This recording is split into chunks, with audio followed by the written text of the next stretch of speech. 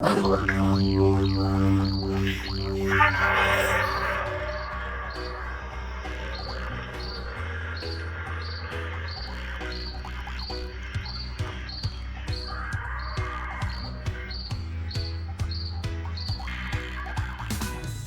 mates, mammals and mildly superstitious tourists.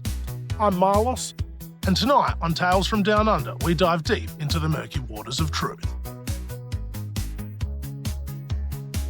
That's right folks, we're talking bunyips. Not to be confused with your Uncle Keith after 6 tuis and a dip in the dam. No, these legendary Australian water beasts have been lurking in our creeks, billabongs and imaginations for thousands of years. And if you think that they're just a myth, well, you got another thing coming.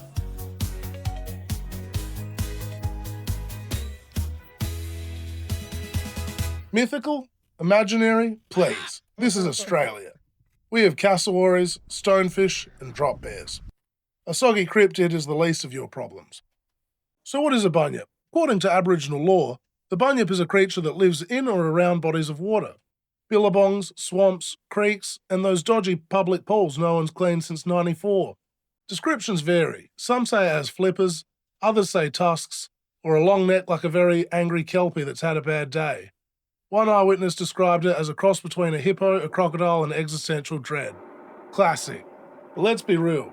No one agrees what it looks like, but everyone agrees if you mess with its water, it'll ruin your day, and probably eat you for good measure. Now this beastie didn't roll up with one name like some cunt too lazy to fill out a settling form properly. Across Australia is known by many names in the Aboriginal nations because they're not a monolith. Shocking, I know. In Wemba Wemba and Wagaya languages, it's bunyip. In Gamalare, they call it banib or panyip. In Yuin, the word bunyap appears. And across other regions, Wowie, Wowie, Kin, Prati, or me favourite, the name given to it by the Wurundjeri people of South Australia, the Mulyawang. Each mob had its own variation, and each one agreed, do not go paddling after dark unless you want to become bunyip supper.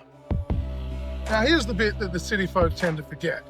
The bunyip's more than just a jump scare waiting to happen. It's a spiritual guardian. To many Aboriginal peoples, the bunyip wasn't just a monster, it was a protector of the waterways, a sacred warning system. Think of it like an eco-warrior with teeth. Pollute the water, bunyip will get you. Build too close to a creek, say g'day to your last sunrise.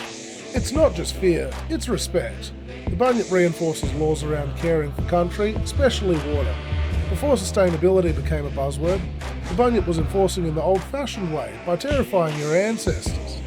And then, of course, the Europeans showed up, immediately ignored every local warning, and did what they do best. Drew a weird sketch, got scared, and named a town after it. In the 1800s, there were bunyip panics. Actual newspaper reports described sightings of bizarre creatures in rivers. Museums displayed so-called bunyip bones.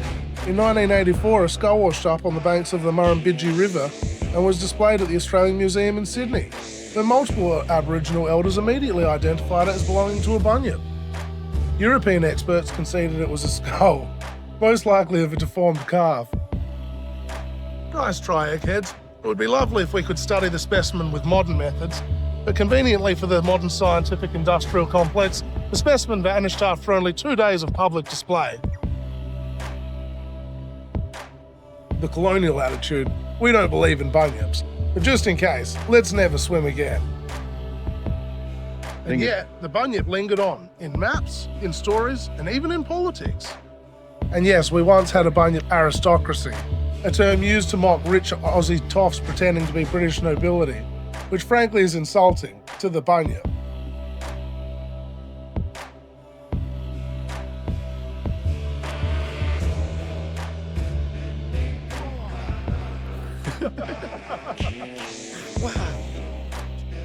So do bunyips still exist? Of course they do. You just haven't been bush enough. The next time you're near a misty creek at dusk and hear a strange gurgle, could be a platypus or a male koala in heat.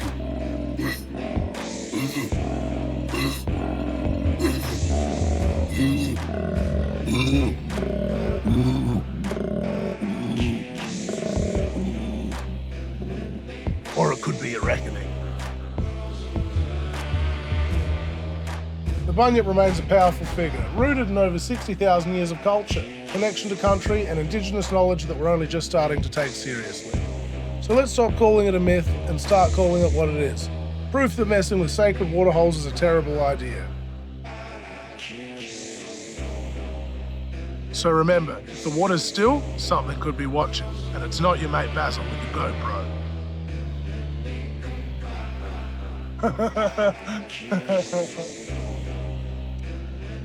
I'm Marlos. This has been Tales from Down Under.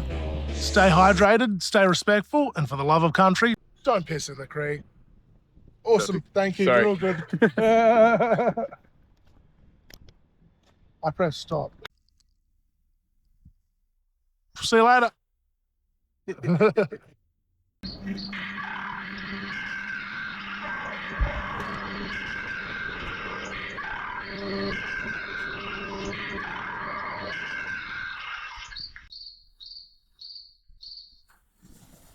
And cut.